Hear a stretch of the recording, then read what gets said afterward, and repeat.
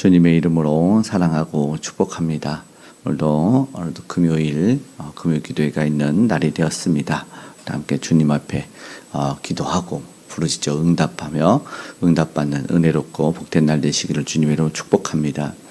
오늘 말씀을 통해서 미가 선지자가 따끔하게 일침을 유다 예루살렘과 북이스라엘 사마리아 그 북쪽 남쪽 갈라진 그 중심지에 대항해서 이야기를 하고 있는데 오늘 시대에도 생각해 볼 것이 그것입니다.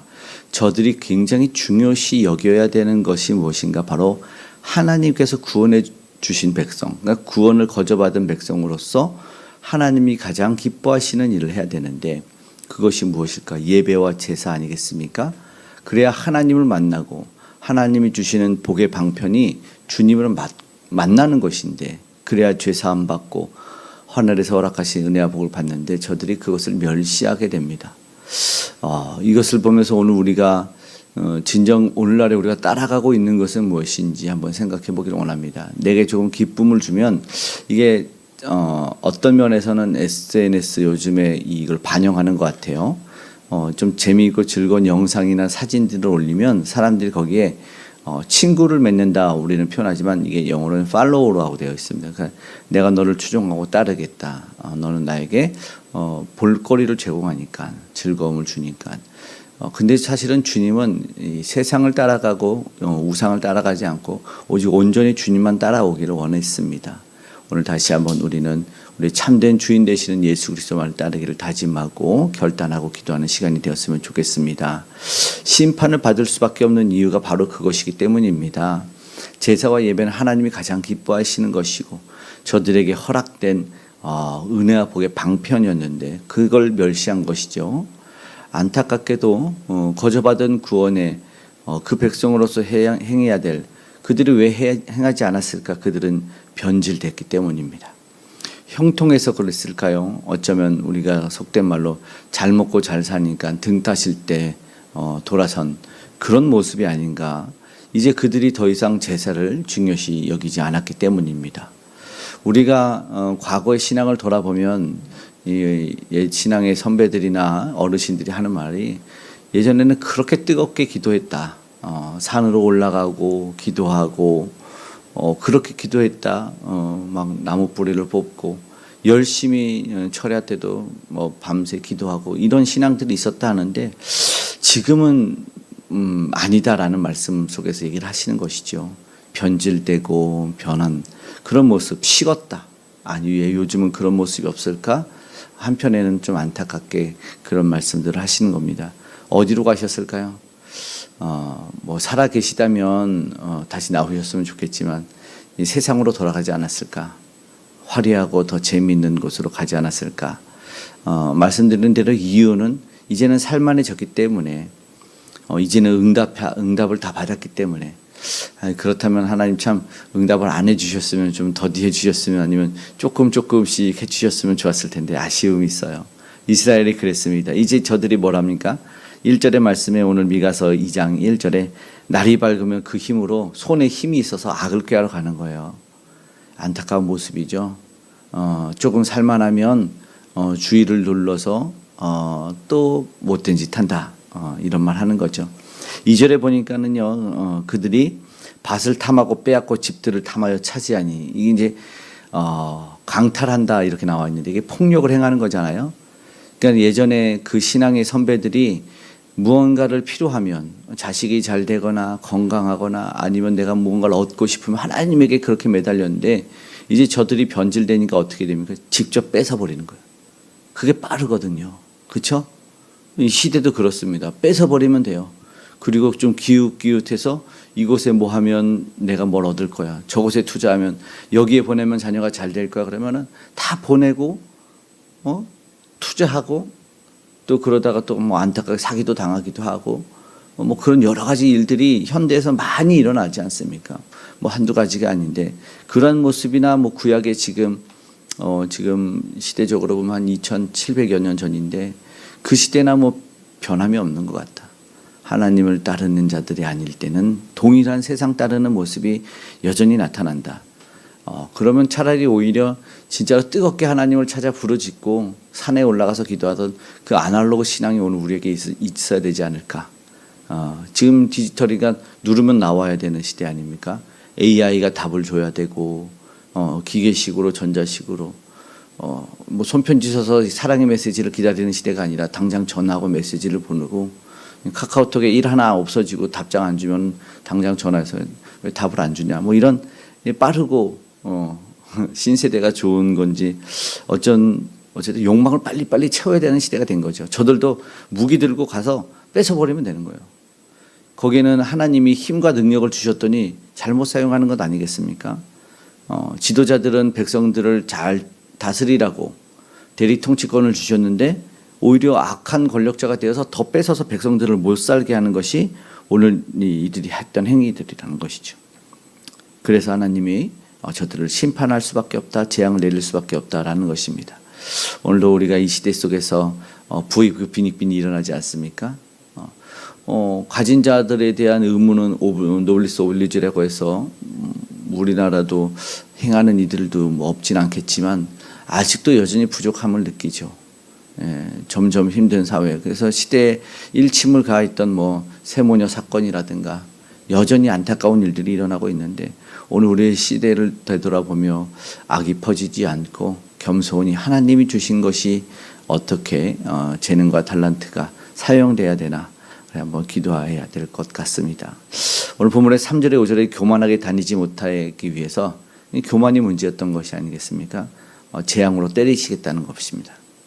이미 하나님은 악을 충분히 보셨어요. 사실 오늘 본문에 이미 가서 2장에 그들이 무엇을 자세하게 악행을 행했는지가 다 나오는데 그러니까 하나님이 이제 너희들이 세상에서 너희들이 빼앗아서 재물 다 가졌으니 3절에 여호와의 분깃을 허락하지 않겠다. 실제로 무슨 말입니까? 하나님이 내치겠다는 뜻이에요. 너희들에게 그것을 5절의 말씀 여호와의 회중에서 분깃의 줄을 댈 자가 너희 중에 하나도 없을 것이다. 하나님이 속상한 말씀이 지금 전달되고 있는 것이지요. 그리고 이제 6절부터 예언하지 말라 이렇게 말씀하지 않습니까? 독특한 표현이죠.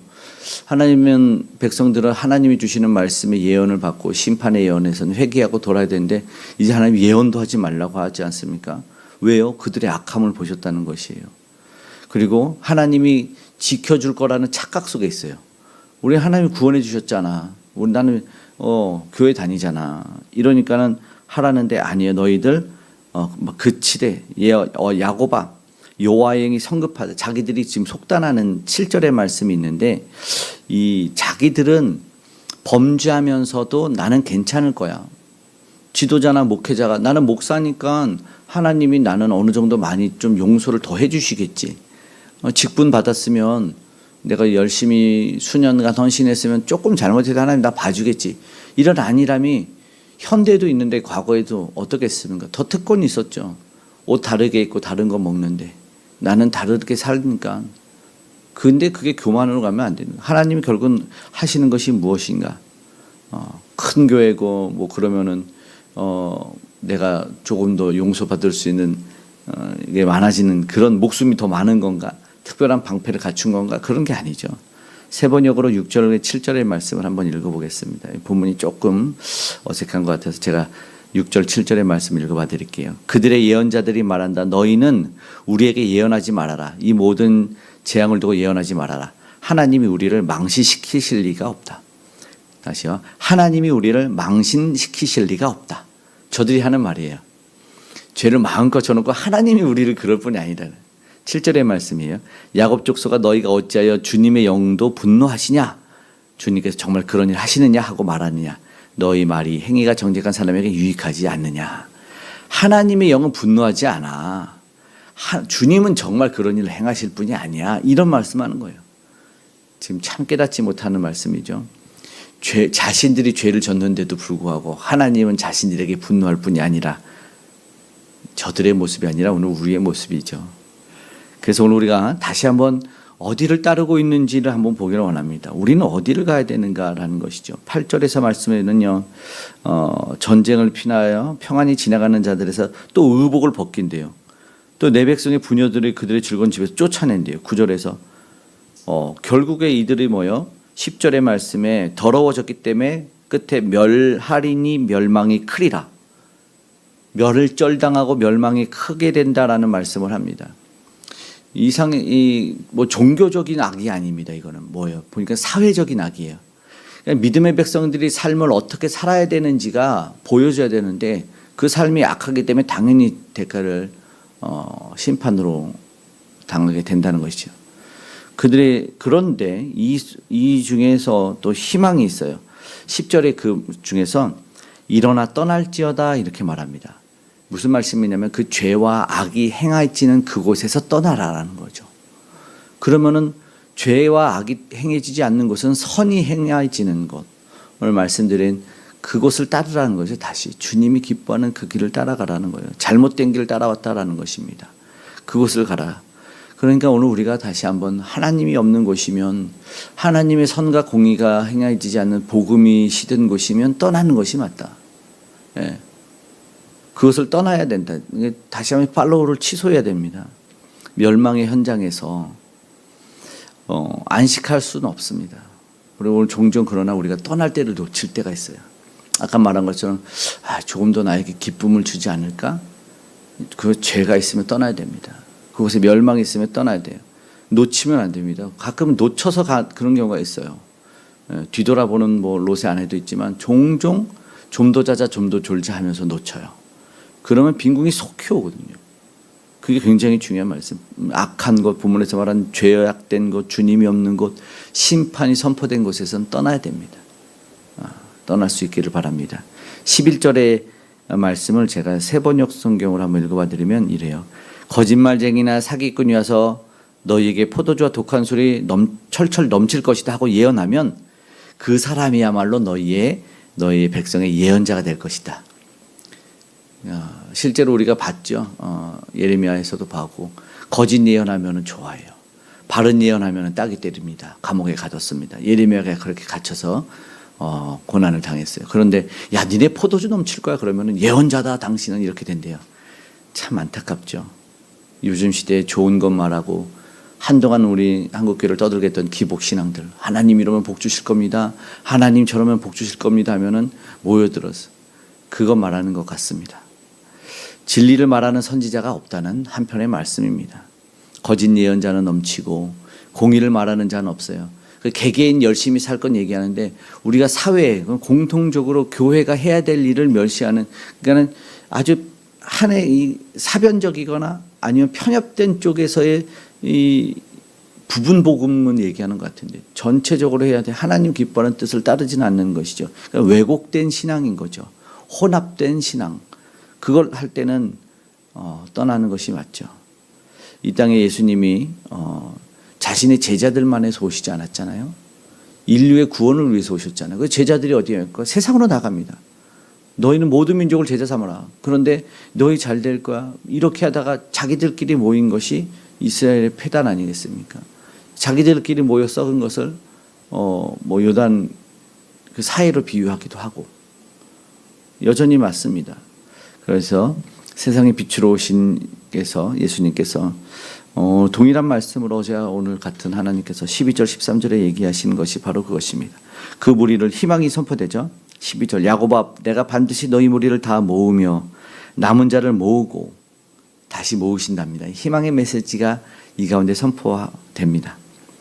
13절에는 그러면서 13절 제 끝을만 읽어볼게요. 그들의 왕이 앞서가며 여호와께서는 선두로 가시리라. 아멘. 저들의 진정한 왕은 예수 그리스도이십니다. 우리의 진정한 왕은 예수 그리스도이시죠. 그분을 저들이 이제 희망 가운데 이 심판 가운데 기다리고 보았습니다. 그리스도를 앙망하는 자들을 하나님은 찾으셨죠. 예수님이 제자들을 부를 때 모습이 사실 그렇습니다. Follow me. 나를 따라오라. 세상을 사람을 낳은 어부가 되게 하리라. 근데 저들이요 자세히 보면 어부들이 그리스도를 앙망한 모습이 있어요. 안드레도 그래요. 그리고 빌립도 그렇습니다. 먼저 주님을 만난 안드레가 시몬 베드로에게 야 우리가 메시아를 만났다 그랬더니 베드로가 따라 나섭니다. 배에서 만난 이야기도 있지만 메시아를 만났다는 말에 그가 따라가는 거예요. 그리고 나다나엘도 마찬가지입니다. 빌립이 우리가 메시아를 만났다 했더니 아이 그럴 리 없는데 그랬다가 예수님을 만나게 되는 것이죠. 진정한 예수 그리스도를 앙망했던 신앙이 있었습니다. 그러면서 내가 누구를 따라야 되느냐에 대한 신앙이 있어서 그들이 그들의 왕으로 예수님이 오셨다는 것을 기억해야 됩니다. 그런데 주님이 가신 길을 우리가 알죠. 십자가의 길이었습니다. 그리고 저들이 가야 될 길을 다시 한번 확인하는데 저들도 가야 될 길이 십자가의 길이라는 것을 보았습니다. 그래서 저들은 날마다 후패하지만 그리스도를 믿는 자들은 날마다 새로워지게 살았습니다. 오늘 우리의 왕이 앞서 가시고 있습니다. 오늘 예수 그리스도를 따라간 것이 진정 승리자의 삶이라는 것을 우리가 기억했으면 좋겠습니다. 다시 한번 주님이 따라가는 그 길, 주님 가신 그 길 다시 한번 따라가서 이 시대의 빛을 보여주고 맛을 내게 하는 저와 여러분 되기를 주님으로 간절히 축복합니다. 아멘. 기도하겠습니다. 사랑의 하나님, 다시 한번 간절함으로 기도합니다. 내가 잘못 따라갔던 길을 끊어내고 다시 한번 주님 가신 길이면 열심으로 다시 한번 따라가는 그런 결단이 우리에게 있기를 기도합니다. 하나님 도와주시고 분별할 수 있는 영을 더하여 주시옵소서. 세상 현란함에 유혹되지 아니하게 도와주시고 주님 가신 길 기뻐 갈 수 있도록 도우시고 아직도 그 길 몰라 헤매이는 이들에게 복음을 허락하여 주시옵소서. 우리 선교사님들에게 은혜를 더하시고 주님 함께 하셔서 그 복음을 참된 주인을 참된 빛을 세상이 보게 하여 주시옵소서. 그래서 저들이 나름대로 살아가렸던 그 아버지와는 미움 다툼 시기 질투 그 전쟁의 무서움과 두려움이 떠나가게 하여 주시고 다시 한번 주님 기뻐하는 일을 행하는 저들 다 되게 하여 주시옵소서. 빛으로 오신 주님을 보며 이제 어둠이 물러가기 원합니다. 이 나라의 이미족 가운데 북녘의 아버지 우상들이 물러가길 원합니다. 주님 도와주시옵소서. 아름다운 복음의 통일이 세계 열방의 복음의 능력이 나타나게 오늘도 함께하여 주시옵소서. 은혜가 우리 믿음의 사람들에게 나타나며 아픈 이들이 치료받기를 원합니다. 외롭고 힘들고 고난 이들이 문제 해결되길 원합니다. 주님 도와주시고 우리 다음 세대가 주 안에서 참된 평강 얻으며 아름답고 복되게 그렇게 성장할 수 있도록 은혜 베풀어 주시옵소서. 우리 믿음의 식구들의 가정과 기업에 또 산업의 현장의 일터에 안전으로 지켜 보호하시고 오늘 금요 기도회 가운데도 아버지 뜨겁게 기도하는 모든 주의 자녀들의 응답으로 역사하여 주실 줄 믿습니다. 오늘 하루도 동행해 주시기를 간절히 소망하며 고마우신 우리 구주 예수 그리스도의 이름으로 기도드리옵나이다. 아멘.